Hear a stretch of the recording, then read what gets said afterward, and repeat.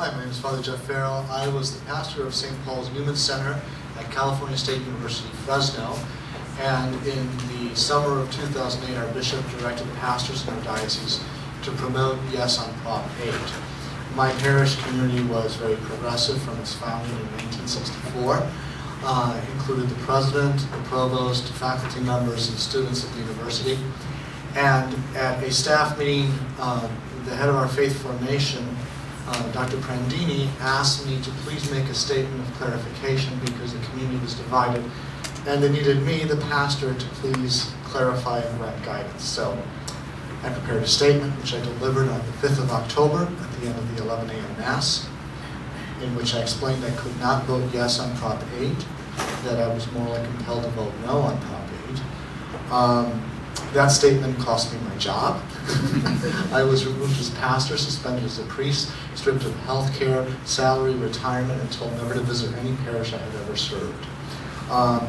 And it launched me into something that I never dreamed I'd be involved in, and that was civil rights work on behalf of the LGBTQ people.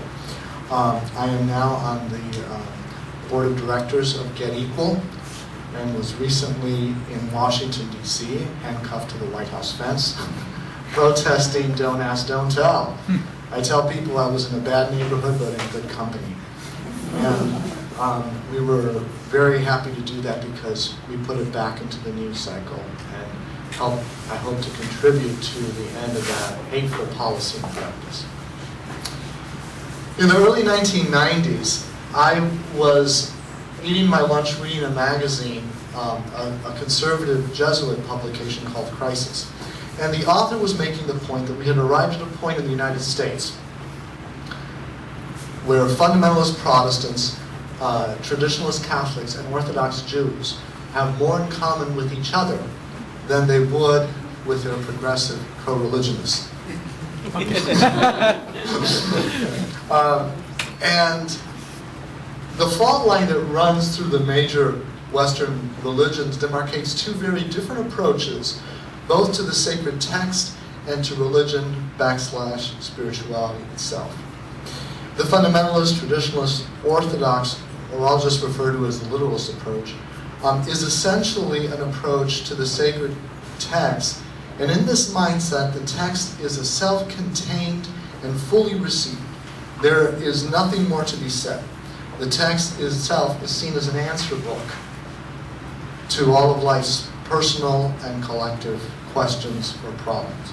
Within Catholicism, or Roman Catholicism, the magisterium, which is the teaching office or authority of the Pope and the bishops, becomes the final word that must be accepted and conformed to. The appeal of such an approach actually can be found in the writings of Fyodor Dostoevsky and the brothers Karamazov. He says, the Grand Inquisitor in that work is referring to the common people. He says, we shall lift from their shoulders the unbearable weight of freedom. Religious fundamentalism accomplishes precisely just that for its followers. You simply have to follow along and you are absolved of all personal responsibility.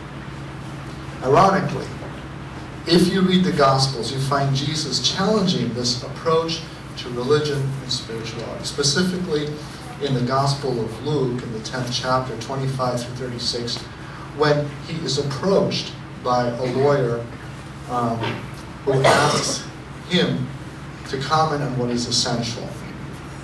There were 614 laws in Judaism which an observant Jew was expected to keep.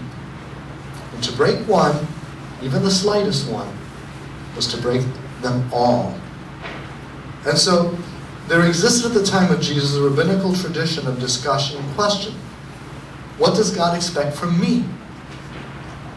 It is in this spirit that the lawyer in the Gospel of Luke approaches Jesus with the question, Rabbi, what must I do to inherit everlasting life? In this text, Jesus answers the question with a question. What is written in the law, in the Torah, in the Bible? And how do you read it? By answering the question with a question, Jesus is requiring the person seeking an answer to think and become personally engaged in the process. Before any further commentary on the text itself, it is very important to note this process that Jesus underscores. In reading Hebrew and Christian scriptures, we need to comprehend that we are not reading a book that was written last week. We are reading a collection of writings that includes multiple sources, poetry, history, and apocalyptic literature. Additionally, these various texts have been combined into what we call the Bible, which is in fact a library of books written over a span of 15 centuries. As a final twist, consider that the authors do not share your culture. Therefore, you first must attempt to understand their historic and cultural context so that you can correctly capture the meaning that they're trying to convey. You cannot read it as if you're picking up your hometown morning newspaper. Beyond those technical considerations, Jesus' question to the lawyer is equally applicable to you and me. How do you read it? In other words, what is your spiritual disposition in coming to this text? Do you ask questions to seek personal growth, a deeper understanding, or a more compassionate spirituality? Or an attempt to manipulate God and others? In the cited text, the lawyer, the scriptures say, in order to justify himself, asks, "And who is my neighbor?" Jesus responds by telling the story of the Good Samaritan. Samaritans were considered beyond hope of everlasting life, since they had corrupted Judaism with pagan practices. I like to say that if Jesus told the story today, it probably would be the parable of the good faggot.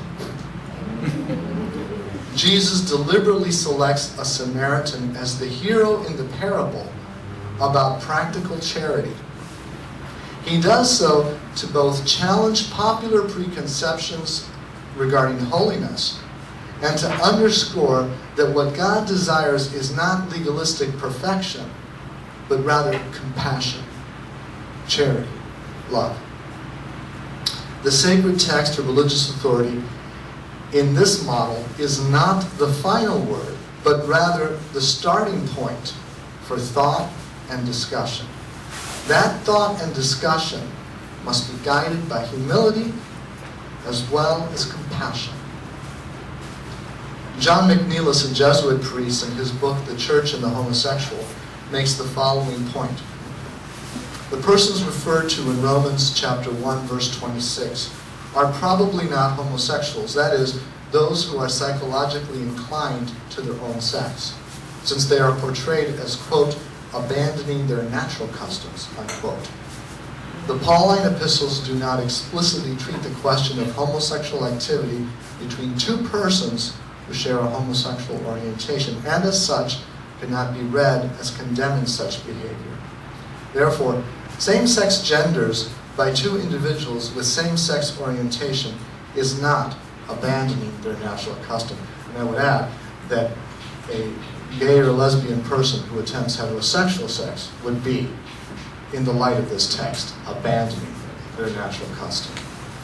In 1973, because of a greater understanding of human psychology, the American Psychological Association declassified homosexuality as a mental illness.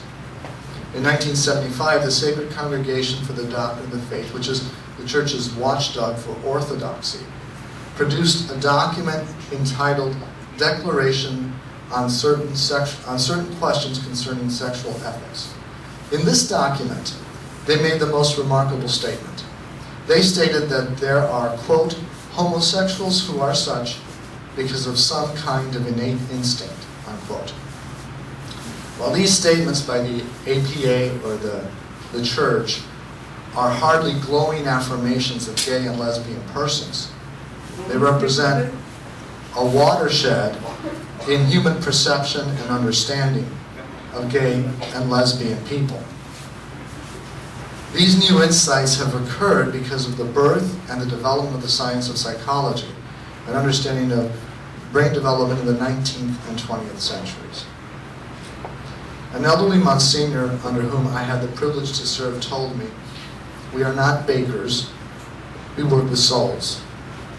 25 years of ministerial service have taught me that we cannot, like Cinderella's evil stepsister, cut the foot to fit the shoe. That there are homosexuals who are such because of some innate instinct, are in Jesus' words laying impossible burdens on people, and do not lift a finger to help them. What is the hierarchy saying to people with same-sex orientation? What are they demanding of them? What would it have meant to you personally to hear from the pulpit at a church that you could never date, never fall in love, never kiss or hold hands with another person, never be able to marry? How would you view yourself? How would other people hearing those same words be directed to view you? How would you view your life and your future? What would those words mean to someone in junior high school who discovers that he or she is attracted to people of their same gender? The greatest fear that that person would have is that they would be rejected by the people that they love the most, their family.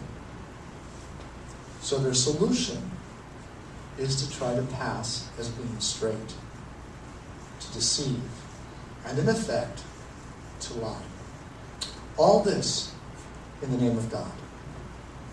Of course, ultimately this leads to self-loathing. It should come as little surprise that gay teenagers have elevated suicide rates.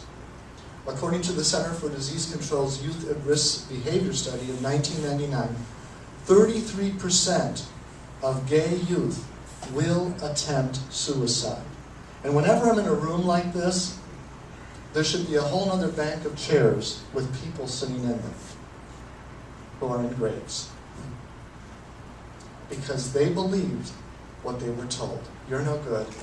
You don't have a future. You don't belong. And they acted on it. When the hierarchy of the Catholic Church prohibited artificial birth control, most of the faithful in the United States, Canada, and Europe scratched their heads in wonderment and proceeded to ignore them. There's an expression in theology, vox populi, vox Dei. The voice of God, the people, is the voice of God. If your son or daughter is gay or lesbian, let them know that you love them unconditionally. Let them know that you are not ashamed or embarrassed by them. Guide them as you would guide your other children to find true and abiding love in this life. Let them know that marriage is a union of love and of life, and is possible for them too. And if you are gay or lesbian, stand up and speak out. Be visible, so that somebody else doesn't have to live in fear and silence. Thank you.